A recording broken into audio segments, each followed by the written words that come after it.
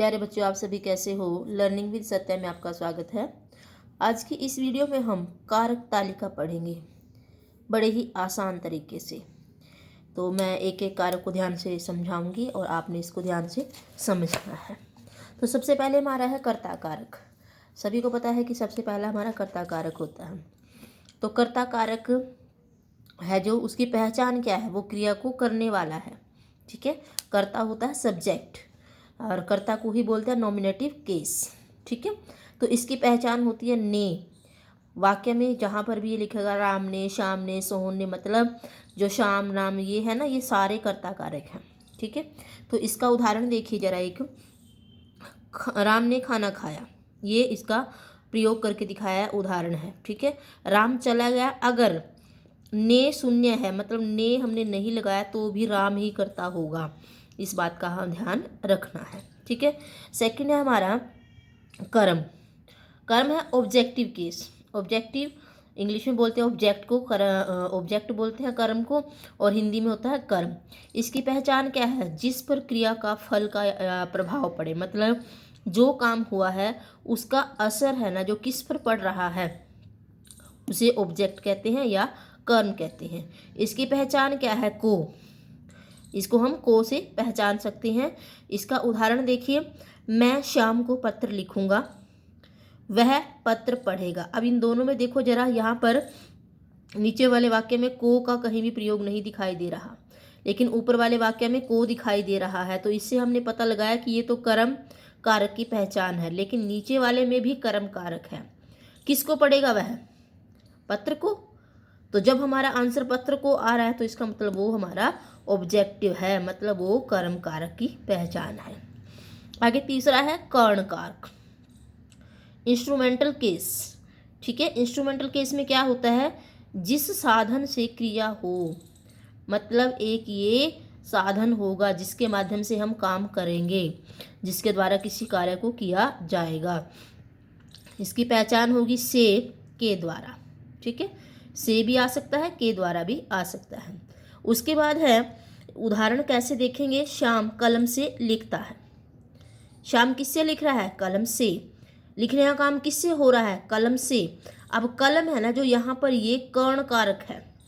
ठीक है, ये कर्ण कारक है क्योंकि लिखने का काम किससे हो रहा है, कलम से हो रहा है, तो कलम यहाँ पर कर्ण कारक है।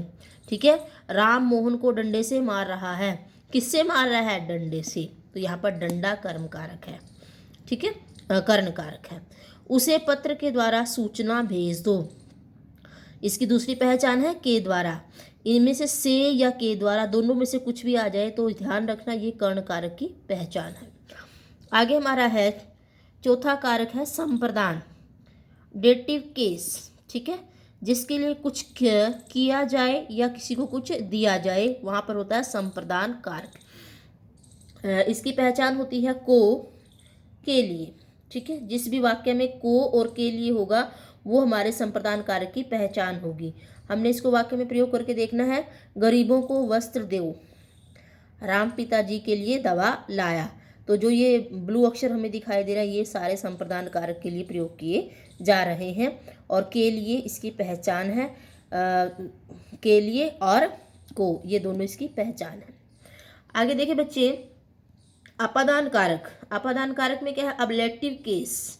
अबलेटिव केस में क्या होता है, ये अलग करने के बारे में हमें बताता है, किसी चीज़ का किसी चीज़ से अलग होना, किसी व्यक्ति का व्यक्ति से अलग होना, किसी भी तरीके से हो, पृथकता के बारे में, मतलब पृथक होना, अलग होना, सेपरेशन होना, उसके बारे में यहाँ पर भी बताएगा।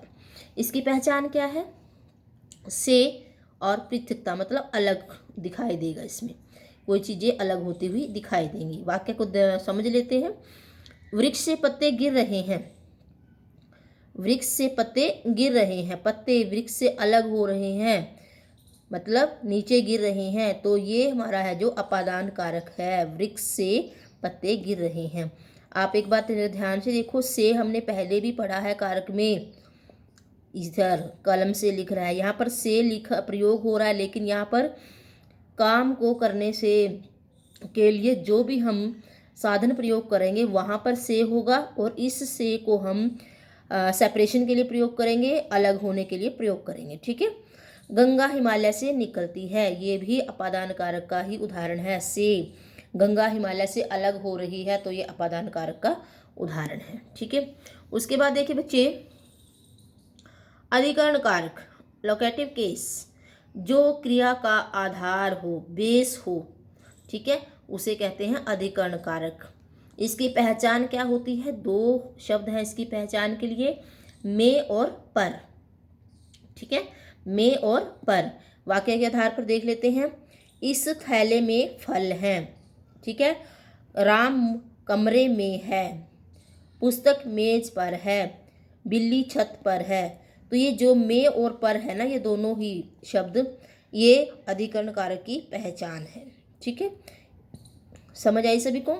आगे देखो, अधिकरण के बाद है संबंध, पोसेसिव केस।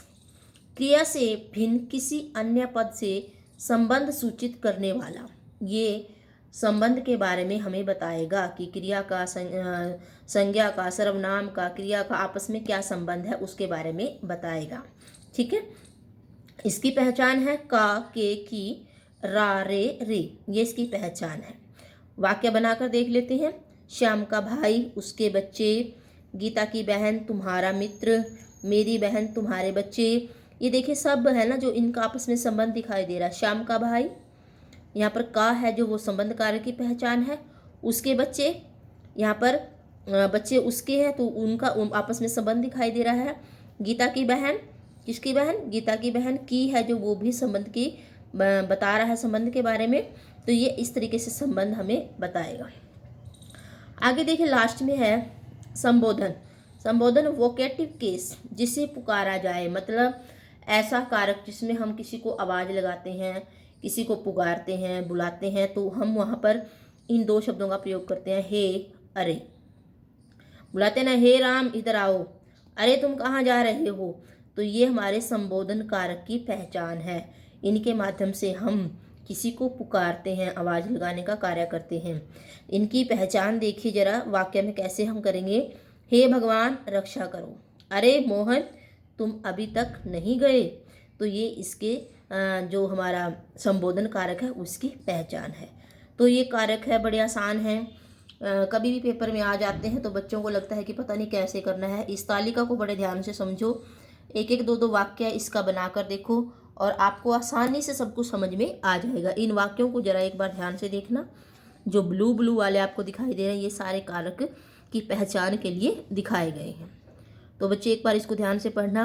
वीडियो पसंद आए तो लाइक शेयर सब्सक्राइब जरूर करना। स्वस्थ रहें, मस्त रहें और पढ़ने में व्यस्त रहें।